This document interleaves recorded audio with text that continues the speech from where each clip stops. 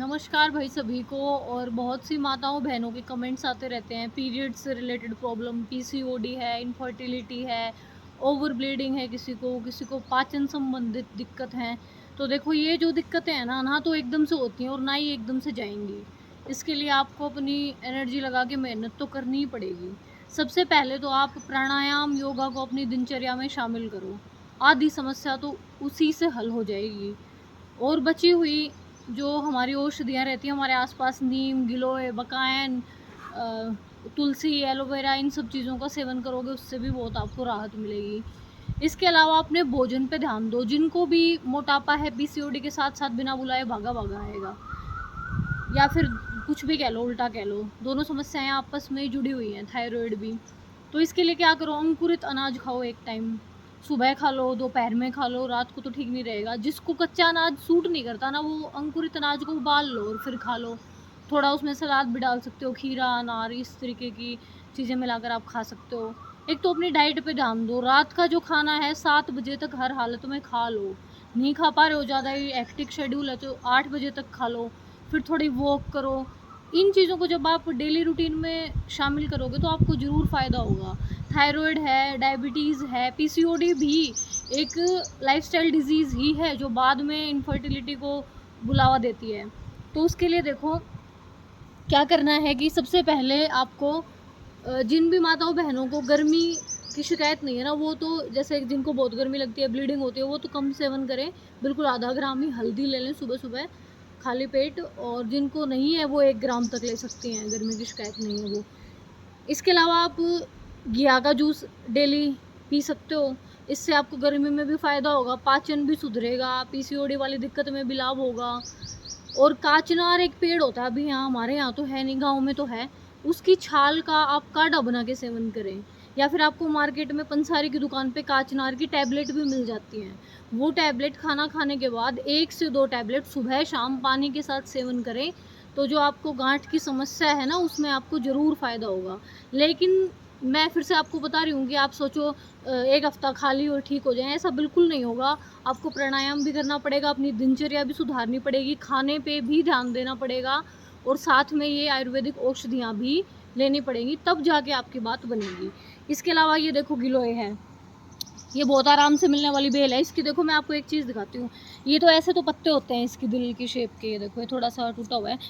और फिर ये ऐसी हो जाती है मोटी, मतलब ये जो इसकी स्टेम होती है ना, ये ऐसी मोटी हो जाती है। इससे थोड़ी सी कम मोटी जो हो, उसको इतनी का आप लेके कूट के, अदरक कूटने वाली या किसी भी बेलन वगैरह से कूट के पानी में भिगो दें। छान करके वो पानी आप पी सकते हैं, खाली पेट पी लो चाहे दिन में पी लो। फिर इसके अंदर ऐसे तने निकलते हैं और ये धरती में टिक के, और देखो ये नीचे देख रहे हो आप, ये जड़ बन जाती है, फिर धरती में चली जाती है। इसका दूसरा नाम है अमृता। ये मरती नहीं है।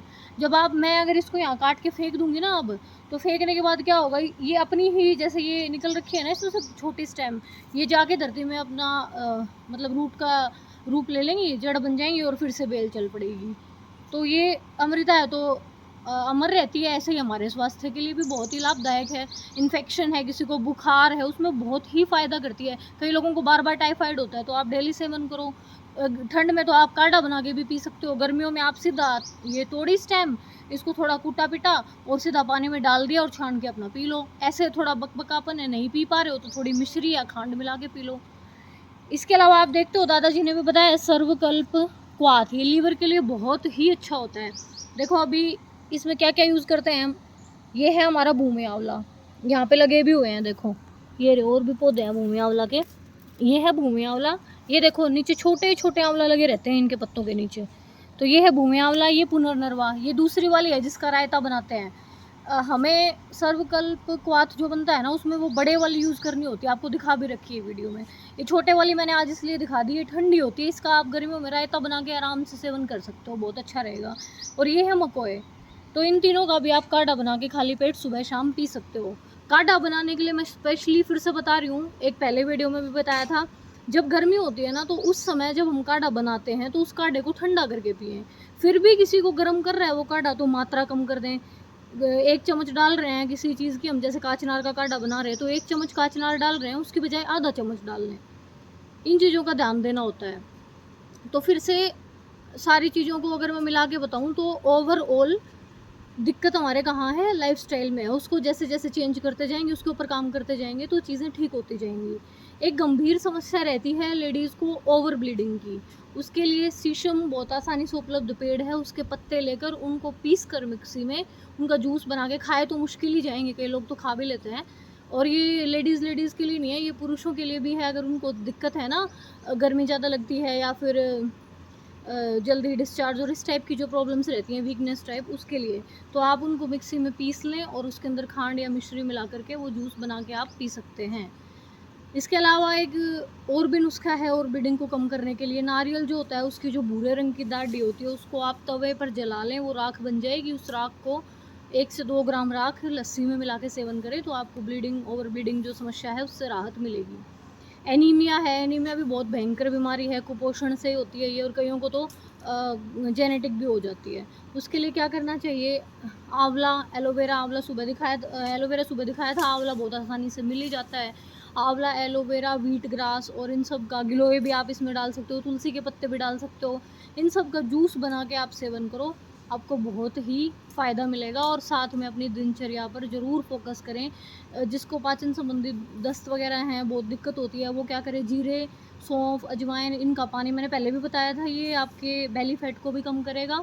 और उसके अंदर आप 1-1 चम्मच रात को भिगो दें, जैसे एक दिन सौंफ भिगो दी, अगले दिन 1 चम्मच जीरा भिगो दिया, सुबह खाली पेट उस पानी का सेवन करें, आपकी पाचन संबंधित समस्याएँ भी इससे दूर होंगी।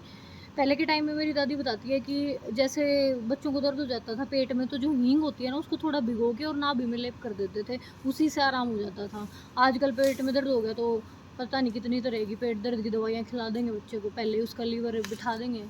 तो इन चीज़ों का अगर हम ध्यान रखेंगे, अपनी दिनचर्या में शामिल करेंगे और थोड़ा-थोड़ा जानेंगे अपनी पुरानी चीज़ों के बारे में और उनका उपयोग करेंगे, तो हम निश्चित तौर पर बीमारियों से दूर रह पाएँगे। धन्यवाद।